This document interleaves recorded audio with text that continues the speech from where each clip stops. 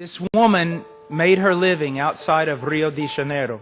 She was very poor, dirt floor house, and her greatest fear was that she had a beautiful, beautiful daughter. And she knew that one day her daughter would leave that house and go to Rio de Janeiro to try to make a better life. And she knew what would happen to her daughter if she went there. One day the woman came home and her daughter was gone. There was a note on the table that said, "I've gone to Rio to find a life." The mother knew what would happen. She took all the money that she had, she bought a bus ticket to Rio de Janeiro, and then she went into a little photo shop, a photo booth, and she spent a great deal of her money, the mother did, just making pictures of herself. And then the mother went to Rio de Janeiro and spent months there. She looked in every hotel, every restaurant, every movie house, all the discotheques. Everywhere she looked, and everywhere she went, she left a picture of her face. Finally, she ran out of money and she went home. One night, her daughter was coming down the stairs of a hotel, and she was with a man. She had become a prostitute. She looked like she had aged 15 years. And as she's coming down the stairs, she feels like she's going to die. But she looks over in the mirror, and she sees how she's aged.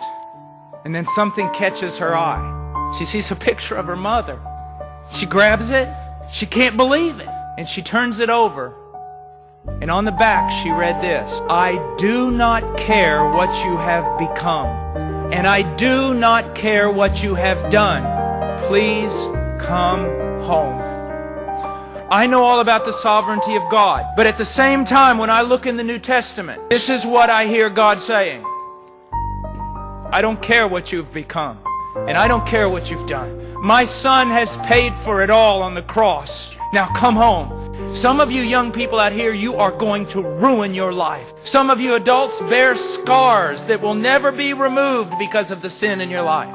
And some of you, the only thing you've ever seen of Christianity is a dead religion. But I serve a living God who has sent us a living Savior. And He calls all men to turn from their sin and come back to Him. And those who come to Him, He will not cast out. Trust in Christ. He is such a Savior. He's mighty to save. Don't let anything stand between you and coming to know Him. One of the saddest things I ever have to do is preach. Preach about the love of God. It is so sad because no matter how hard you try to preach, you cannot describe the love of God for sinful men. God is love, and He has provided a Savior. And if you don't come to Him, the fault will be yours. Thank you very much.